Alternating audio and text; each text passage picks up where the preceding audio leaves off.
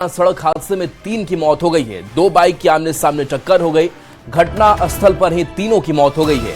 पीरो के धोबीघाट मोड़ की यह घटना सामने आई है। तो बड़ी खबर आरा से, जहां सड़क हादसा हुआ है और इस सड़क हादसे में 3 की मौत हो गई है। घटना स्थल पर ही तीनों की मौत हो गई। 2 बाइक की आमने सामने टक्कर हुई थी। पीरो के धोबीघाट मोड़ की घटना सामने आई है।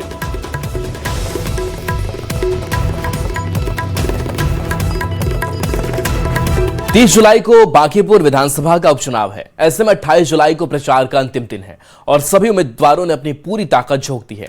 बीजेपी के राष्ट्रीय अध्यक्ष नितिन नवीन के इस्तीफे से खाली हुई इस पर सीट पर उपचुनाव में पार्टी में नीरज कुमार सिन्हा उम्मीदवार बने हैं। ऐसे में बांकीपुर पर बीजेपी का कब्जा बरकरार रखने के लिए पार्टी जोर शोर से प्रचार कर रही है। बीजेपी के राष्ट्रीय अध्यक्ष नितिन नवीन ने खुद मोर्चा संभाल लिया है। आज उन्होंने बांकीपुर के वार्ड 36 सहित कई जगहों पर पदयात्रा की, लोगों से घर घर जाकर संपर्क किया और बीजेपी के पक्ष में वोट की अपील की।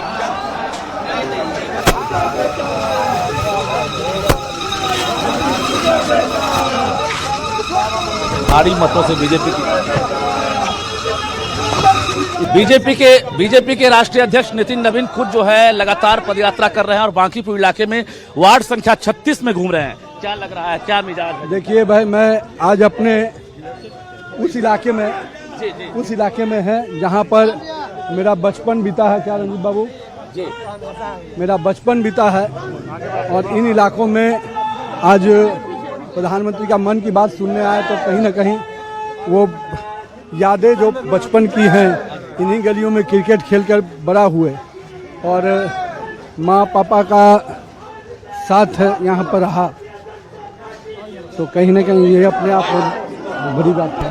तो ये वोटर्स भी कह रहे हैं कि आप तो दूर नहीं गए हैं, आप जिस प्रकार से फिर से मैदान में आ गए हैं। मैं मैदान में नहीं, मैं यहीं का हूँ और मैं यहीं का रहूँगा, इसलिए उसमें भरोसा इन्होंने दिया है, मैं यहीं का हूँ और यहीं का रहूंगा। तो इस प्रकार से देख सकते हैं कि नितिन नवीन अब घर घर दस्तक दे रहे हैं। कह रहे हैं कि जिन गलियों में मेरा बचपन बीता, जहां पर मैंने क्रिकेट खेला और इसी धरती से उठकर आज राष्ट्रीय अध्यक्ष तक का सफर इन्होंने तय किया और अब जो है ये सफर जो है लगातार जारी है। लेकिन इस बीच अब ये विधायक नहीं है, बल्कि यहाँ पर उपचुनाव हो रहा है और 30 तारीख को यहाँ उपचुनाव होना है और यही वजह है कि कैंपेन जो है लगातार जो है अभियान के मोड में चलाए जा रहे हैं और तमाम जो दिग्गज हैं एनडीए के, बीजेपी के मंत्री हों या फिर एनडीए के तमाम जो दिग्गज हैं वो लगातार चुनाव प्रचार में जुट गए हैं। ऐसे में आज पीएम मोदी के मन की बात के बाद तुरंत जो है नितिन नवीन पदयात्रा पर निकल गए हैं और बांकीपुर के वार्ड संख्या 36 में पदयात्रा कर रहे हैं और वोटर्स से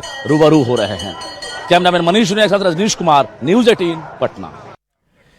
इधर बांकीपुर उपचुनाव को लेकर केंद्रीय मंत्री गिरिराज सिंह का बयान सामने आया है। गिरिराज सिंह ने आरजेडी पर हमला बोला और कहा कि बीजेपी ने कार्यकर्ता को टिकट दिया है, किसी कॉर्पोरेट मैनेजर को नहीं। बांकीपुर उपचुनाव भारतीय जनता पार्टी को बांकीपुर की जनता ने लालू जी के समय भी आशीर्वाद दिया और अभी जो लोग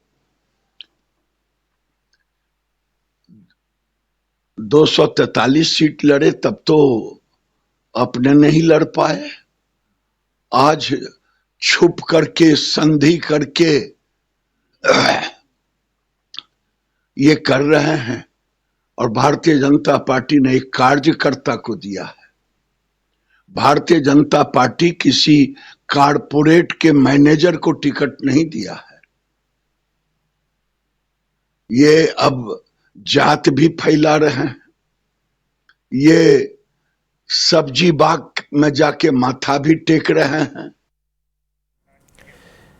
प्रधानमंत्री नरेंद्र मोदी ने मन की बात के 136वें एपिसोड में सीतामढ़ी का जिक्र किया और सीतामढ़ी में वेस्ट टू वेल्थ का जिक्र किया। उन्होंने कहा कि यहां वेस्ट मैनेजमेंट को लेकर बैंक बनाए जा रहे हैं, जहां कचरे से आकर्षक बेंच बनाए जा रहे हैं। जानते हैं कि आज प्लास्टिक प्रदूषण पूरी दुनिया के पर्यावरण के लिए बड़ी चुनौती बना हुआ है। सिंगल यूज प्लास्टिक का कचरा कई वर्षों तक प्रकृति को नुकसान पहुंचाता रहता है, इसलिए प्लास्टिक का सही निस्तारण बहुत जरूरी है। साथियों, बिहार के सीतामढ़ी में वेस्ट टू वेल्थ का शानदार उदाहरण सामने आया है। यहाँ कचरे की रिसाइकलिंग कर उससे आकर्षक बेंच बनाई जा रही है। एक बेंच तैयार होने में करीब 40 किलो सिंगल यूज प्लास्टिक खप जाती है। यह मजबूत, टिकाऊ और आरामदायक होने के साथ साथ इको फ्रेंडली भी होती है। इसे सरकारी स्कूलों, पार्कों और सार्वजनिक स्थलों पर लगाया जाता है। इसके जरिए लोगों में पर्यावरण संरक्षण को लेकर जागरूकता भी बढ़ रही है। इस प्रयास में स्थानीय इकाई के साथ ही जिला प्रशासन की महत्वपूर्ण भूमिका है। इससे स्थानीय स्तर पर रोजगार के अवसर भी पैदा हो रहे हैं। सीतामढ़ी का यह प्रयास हमें बताता है कि रिड्यूस, रीयूज और रिसाइकल आज केवल एक नारा नहीं बल्कि हमारे जीवन का हिस्सा बनता जा रहा है। प्रधानमंत्री नरेंद्र मोदी के मन की बात कार्यक्रम पर बीजेपी के राष्ट्रीय अध्यक्ष नितिन नवीन ने कहा कि यह कार्यक्रम देश भर में हो रहे सकारात्मक प्रयासों को एक बड़ा मंच देता है। उन्होंने इसे जनसंपर्क का प्रभावी माध्यम बताते हुए कहा कि इससे समाज को प्रेरणा मिलती है। नितिन नवीन ने कहा कि प्रधानमंत्री ने कार्यक्रम में हैंडलूम और खादी का जिक्र किया है, जो आने वाले समय में देश की पहचान को और मजबूत करेगा। नवाचार जो अलग अलग प्रयोग किए जा रहे हैं, उन प्रयोगों को देश और दुनिया में सम्मान दिलाने का और देश के लोगों ने जो अद्भुत प्रयास समाज को जोड़ने का, पर्यावरण को मजबूत करने का जो प्रयास होता है, उसको इस मन की बात के माध्यम से हम लोग पूरे देश के लोगों के प्रयास को देख पाते हैं। और मैं मानता हूं कि जिस प्रकार से पिछले बार भी माननीय प्रधानमंत्री जी ने कैच द रेन को अभियान के रूप में जोड़ा, तो देश के लोगों ने उसको अपने साथ जोड़ा। और आज फिर हैंडलूम को लेकर जिस प्रकार से प्रधानमंत्री जी ने एक आह्वान किया है, मुझे लगता है कि आने वाले समय में खादी और हैंडलूम निश्चित रूप से भारत की पहचान को और बढ़ाएगा। प्रधानमंत्री नरेंद्र मोदी के मन की बात के 136वें संस्करण के प्रसारण के बाद बिहार बीजेपी अध्यक्ष संजय सरावगी ने कहा कि कार्यक्रम की हर बात देशवासियों के लिए प्रेरणादायक होती है। उन्होंने कहा कि मन की बात का हर एपिसोड समाज के अंतिम व्यक्ति और पार्टी कार्यकर्ताओं को सकारात्मक कार्य करने की प्रेरणा देता है। एक एक लाइन उनके मन की बात देश के लिए उत्प्रेरक होता है, देशवासियों के लिए उत्प्रेरक होता है। आज तो उन्होंने बिहार के जनक जानकी मैया सीता की धरती सीतामढ़ी की चर्चा की।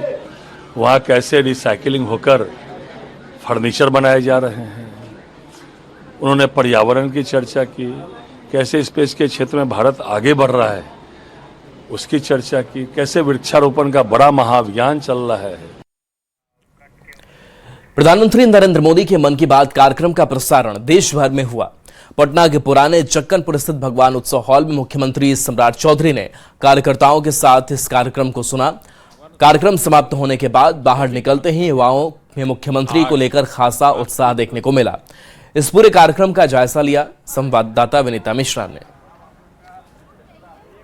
पीएम नरेंद्र मोदी के मन की बात की 136वें संस्करण आज तमाम लोग सुनते नजर आए।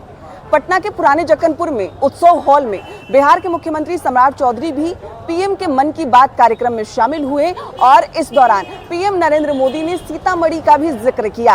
हालांकि मन की बात कार्यक्रम के समाप्ति के बाद सीएम सम्राट चौधरी जैसे ही इस प्लेस से बाहर आए, युवाओं में गजब का उत्साह देखने को मिला। युवा सीएम सम्राट चौधरी से मिलते नजर आए और सीएम ने भी युवाओं के बीच में जाकर उनसे बात की, उनसे हाथ मिलाया और तमाम युवाओं का जो उत्साह है यहाँ पटना में पुराने जक्कनपुर में साफ तौर पर देखने को मिला। सीएम सम्राट चौधरी मन की बात कार्यक्रम में शामिल होने के बाद जैसे ही अपनी गाड़ी की ओर बढ़े, युवा चारों तरफ नजर आए। सीएम ने गाड़ी में बैठने की बजाय युवाओं के बीच जाकर उनसे बातचीत की, उनसे हाथ मिलाया और युवा भी सीएम के इस मिलने के तरीके से काफी खुश नजर आए। और ये तस्वीरें बयां कर रही है कि सीएम सम्राट चौधरी को लेकर भी पटना में युवाओं में गजब का उत्साह नजर आ रहा है। आपको बता दें कि आज 136वें संस्करण पीएम के मन की बात कार्यक्रम तमाम जगहों पर सुने गए और पुराने जक्कनपुर में सीएम सम्राट चौधरी पहुंचे, जहां पीएम के मन की बात कार्यक्रम में वो शामिल हुए और कार्यक्रम के बाद वो युवाओं से मिलते नजर आए। विनीता मिश्रा, न्यूज 18 पटना। सम्राट सरकार के 100 दिन पूरे होने पर युवा रोजगार एवं कौशल विकास मंत्री अरुण शंकर प्रसाद ने दावा किया है कि रोजगार मेलों के जरिए 70,000 युवाओं को रोजगार दिया गया है। उन्होंने कहा कि 29 श्रम संहिताओं के अनुरूप नए कानून लागू किए गए हैं और सभी जिलों में श्रम सेवा केंद्र खोलने की प्रक्रिया शुरू हो चुकी है। मंत्री ने कहा कि अगले 2 महीनों में 40-50 हजार और युवाओं को रोजगार मिलेगा तथा अगले 100 दिनों में यह आंकड़ा 2 लाख के पार पहुंच जाएगा। है कितना हद तक रुका है 100 दिनों में? देखिए 100 दिनों में हमने बहुत हद तक प्रयास किया है और 1 करोड़ लोगों को, युवाओं को रोजगार देना है, जो युवा रोजगार कौशल विभाग से करना है। उसमें हमने मई महीने में मेला लगाकर 10,000 से अधिक युवाओं को नौकरी से जोड़ने का काम किया। नियोक्ताओं को बुलाकर 100 से अधिक नियोक्ताओं को बुलाकर और 62,000 लोग पोर्टल पर आए, जिसमें से 25-30 हजार युवा प्रत्यक्ष रूप से आकर ज्ञान भवन के अंदर, उसमें से 10,000 से अधिक लोग नियोजित हुए। 5500 अभी तक काम में है, जिससे फोन पर बातें हो रही है। तो ये भी फीडबैक हम लोग साथ साथ ले रहे हैं।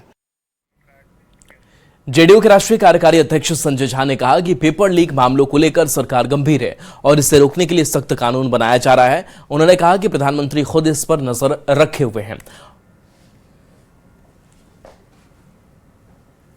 संवेदनशीलता से सारे इशू को एड्रेस की है और प्रधानमंत्री जी डायरेक्ट फ्रंट से सारे चीजों को देखते हुए कम्युनिकेट कर रहे हैं। पेपर लीक फुल नहीं हो, फुल प्रूफ एग्जाम हो, उस डायरेक्शन में सारा इनिशिएटिव लिया गया है। और हम सब के लिए, एनडीए में भी और पूरा देश और खास करके युवाओं के लिए ये चीज था, पेपर लीक कोई इस साल हुआ है ये नहीं। आप सब जानते हैं कि जो विपक्ष के नेता घूम रहे हैं, अगर उसका डेटा निकाला जाए तो उनके सरकार में, उनके राज्यों में सैकड़ों पेपर लीक हुए। नीट छात्र आंदोलन पर जेडीयू एमएलसी नीरज कुमार ने बयान दिया। उन्होंने साफ तौर पर कहा कि जिन लोगों ने कानून को तोड़ा है उन्हें सजा जरूर मिलेगी। वहीं नीरज कुमार ने विपक्ष पर ही हमला बोलते हुए कहा कि अपने राजनीतिक हित के लिए विपक्ष ने छात्रों का इस्तेमाल किया है। आंदोलन में अनधिकृत प्रवेश, छात्रों के हितों की चिंता हम सब लोग कर रहे थे।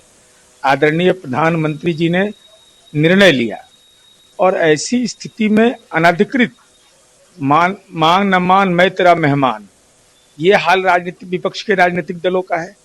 तो आप प्रतिबंधित क्षेत्र में उकसा रहे थे जाने का, हिंसात्मक तोड़ फोड़ में को सही ठहरा रहे थे।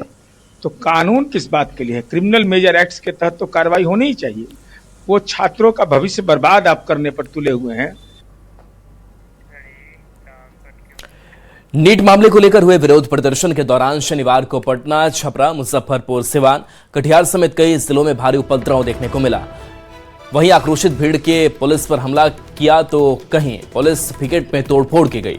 वहीं पुलिस ने ऐसे उपद्रवियों की पहचान कर कानूनी कार्रवाई शुरू कर दी है। अब तक 450 के करीब उपद्रवियों की पहचान कर गिरफ्तारी की कार्रवाई की गई है, जबकि अन्य की गिरफ्तारी के लिए छापेमारी जारी है। बात सिर्फ पटना की करें तो पटना में 2200 के करीब अज्ञात लोगों के खिलाफ एफआईआर दर्ज की गई है। ज्यादा जानकारी दे रहे हैं संवाददाता अमित कुमार।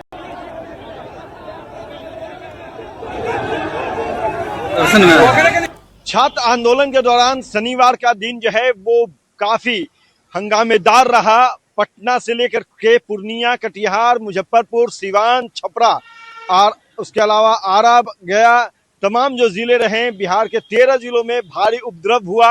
जो आक्रोशित छात्र थे उनके साथ साथ जो असामाजिक तत्व थे वो इस भीड़ में शामिल होकर के कानून व्यवस्था को अपने हाथों में न सिर्फ लिए बल्कि पुलिस पर हमला किए, आम लोगों पर हमला किया गया, सरकारी संपत्तियों को नुकसान पहुंचाया गया। और अब इस मामले में सिर्फ पटना में 2200 अज्ञात लोगों पर एफआईआर किया गया है।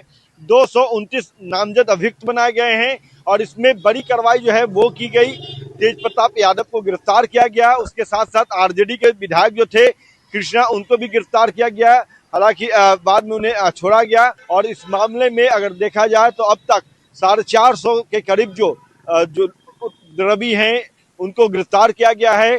और जो जानकारी मिल रही है पुलिस मुख्यालय की तरफ से कि अभी ये गिरफ्तारी का जो रेशियो है, आंकड़ा जो है वो काफी ऊपर जाएगा, क्योंकि पिछले 3 से 4 दिनों के दौरान अगर देखा जाए तो देश भर में हंगामा हुआ। नीट को लेकर के जो उपद्रवी छात्र थे, उसके साथ साथ जो असामाजिक तत्व थे, शरारती तत्व थे, वो इस भीड़ में शामिल होकर के कानून व्यवस्था को अपने हाथों में लिए। अगर बात हम पटना में करें तो पटना में 2200 के करीब जो है अज्ञात लोगों पर FIR हुआ है, 222 के करीब 23 के करीब जो है नामजद अभियुक्त बनाए गए हैं। इसी तरह से दूसरे जिलों में भी तस्वीर देखने को मिल रही है। पुलिस मुख्यालय से भी जो जानकारी मिल रही है कि आने वाले दिनों में ये आंकड़ा गिरफ्तारी का, कानूनी कार्रवाई का वो और बड़ा होगा, किसी को छोड़ा नहीं जाएगा, ये कहना है बिहार पुलिस जो महानिदेशक हैं विनय कुमार का।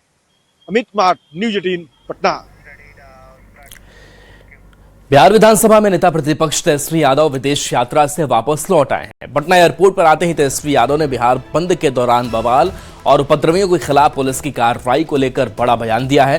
तेजस्वी यादव ने कहा कि जब छात्रों के ऊपर किसी तरह की कार्रवाई नहीं करने पर सहमति बनी है, उसके बाद भी बिहार में पुलिस कई धाराओं में प्रदर्शनकारियों को जेल में क्यों बंद कर रही है, उनके खिलाफ क्यों कानूनी कार्रवाई कर रही है। तेजस्वी ने कहा कि बिहार में अगर कल तक गिरफ्तार या हिरासत में लिए गए प्रदर्शनकारियों को नहीं छोड़ा जाता है तो वे विपक्षी दलों के साथ मिलकर बड़ा आंदोलन करेंगे। हर जगह से ये खबरें आ रही हैं कि बिहार में अलग अलग जिलों में जो है पुलिस ने गलत तरीके से जो है कार्रवाई की है, लोगों पर लाठियां बरसाई है, लोगों पर फर्जी मुकदमा किया है। तो हम कहना चाहेंगे कि कल तक अगर यहाँ नहीं करोगे तो हम लोग एक बड़ा आंदोलन करेंगे और ये सरकार को हम बताना चाहेंगे, हम सब लोग जो है एकजुट होकर के जो मौजूदा सरकार है इसको हम लोग जब तक गिराएंगे नहीं तब तक ये मामला रुकने वाला नहीं। खबर सीतामढ़ी से है, जहां नीट परीक्षा पेपर लीक के विरोध में हुए प्रदर्शन के दौरान कल सीतामढ़ी में जमकर हिंसा और उपद्रव हुआ। प्रदर्शनकारियों ने कई वाहनों में आग लगा दी और पुलिस पर पथराव किया, जिसमें एसपी अमित रंजन समेत कई पुलिसकर्मी घायल हो गए। पुलिस वाहनों को भी नुकसान पहुंचाया गया। घटना के बाद अब तक 8 लोगों को हिरासत में लिया गया है। उपद्रवियों की पहचान के लिए उनकी तस्वीरें सोशल मीडिया पर जारी की गई हैं और डुमरा, पुनौरा थानों में अलग अलग FIR दर्ज कर विशेष टीम आरोपियों की गिरफ्तारी के लिए लगातार छापेमारी कर रही है। सीतामढ़ी का यह वही समाहरणालय है जहां कल नीट परीक्षा लीक मामले को लेकर जो छात्रों का आंदोलन हुआ था वो अचानक से उग्र हो गया और उस आंदोलन की आड़ में भारी तादाद में सीतामढ़ी समाहरणालय पर उपद्रवियों ने पहुंचकर तोड़फोड़ करने की कोशिश की और पुलिस पर हमला किया। उस हमले में सीतामढ़ी के SP अमित रंजन घायल हो गए, ट्रैफिक इंस्पेक्टर घायल हो गए और कई पुलिसकर्मियों को गंभीर चोटें लगी हैं। आपको बता दें कि यह वही समाहरणालय है जहां पर उपद्रवी कब्जा करना चाह रहे थे और समाहरणालय में तोड़फोड़ करने के फिराक में थे और जिसको लेकर सीतामढ़ी पुलिस ने उन पर बल प्रयोग किया और इसी घटना में कई जो पुलिसकर्मी थे वो घायल हो गए। तो स्थिति मैं आपको बता दूं कि सीतामढ़ी जो पुलिस है अब तक 64 ऐसे संदिग्ध उपद्रवी हैं, उनकी तस्वीर को सोशल मीडिया पर जारी किया है। सीतामढ़ी समाहरणालय की तस्वीर है। सीतामढ़ी पुलिस के द्वारा लगातार एक टास्क फोर्स का गठन किया है और ऐसे उपद्रवियों को गिरफ्तार करने के लिए लगातार छापेमारी की जा रही है। इतना ही नहीं, सीतामढ़ी के डुमरा थाना, नगर थाना और पुनौरा थाने में पुलिस के द्वारा FIR दर्ज किया गया है, जिसमें अज्ञात लोगों समेत सैकड़ों लोगों को नामजद अभियुक्त बनाया गया है। तो तस्वीर आप देख सकते हैं, सीतामढ़ी समाहरणालय की यह तस्वीर है। आज यहाँ सन्नाटा पसरा है, लेकिन कल यहाँ पर भारी बवाल हुआ था। राकेश रंजन, न्यूज 18 सीतामढ़ी। छपरा में कल हुए उपद्रव के मामले में प्रशासन ने प्राथमिकी दर्ज कर कार्रवाई तेज कर दी है। अब तक 170 लोगों को गिरफ्तार किया जा चुका है। हालात पर नियंत्रण के लिए ITBP के जवानों को भी तैनात किया गया है। उपद्रव में 18 से 20 लोग गंभीर रूप से घायल हुए हैं, जिनमें 2 थाना प्रभारी, 2 BDO और कई पुलिसकर्मी शामिल हैं। फिलहाल शहर में स्थिति सामान्य है और शांति व्यवस्था बहाल कर दी गई है। छपरा में कल हुए भारी हिंसा के बाद अब स्थिति सामान्य होने लगी है, लेकिन प्रशासन ने एहतियातन यहाँ पे आईटीबीपी को भी बुला लिया। आईटीबीपी के जवानों ने मोर्चा संभाल लिया। आप देख सकते हैं कि बड़ी संख्या में, या कहें तो एक कंपनी आईटीबीपी के जवान छपरा पहुंच गए हैं, जिन्होंने स्थिति को संभाल लिया और स्थिति अब धीरे धीरे शांति की तरफ बढ़ रही है। जो कल काफ़ी हंगामा हो रहा था वो अब स्थिति जो है नियंत्रण में दिख रही है। जो जवान है हर चप्पे चप्पे पे तैनात किए गए हैं। मैं बता दूं कि जिस तरह से कल हालात बिगड़े थे, उसके बाद प्रशासन ने कई लोगों पर एफआईआर भी दर्ज की है। लगभग 150 से ज़्यादा गिरफ्तारियां हुई है अलग अलग इलाकों में, और जो पुलिसकर्मी जो जख्मी थे उनका इलाज भी चल रहा है। तो कुल मिला के कहा जाए तो छपरा में जो है स्थिति अब सामान्य होने की ओर अग्रसर है, और प्रशासन उन तमाम लोगों को चिन्हित कर रही है जिन लोगों ने कल यहाँ पर उपद्रव मचाया था और सरकारी और निजी संपत्ति को बड़े पैमाने पर क्षति पहुँचाई थी। संतोष गुप्ता, न्यूज़ 18 छपरा। चलिए अब खबर मुजफ्फरपुर से है, जहां मोतीपुर बस स्टैंड फ्लाईओवर के पास से युवक संतोष की गोली मारकर हत्या मामले का पुलिस ने खुलासा किया है।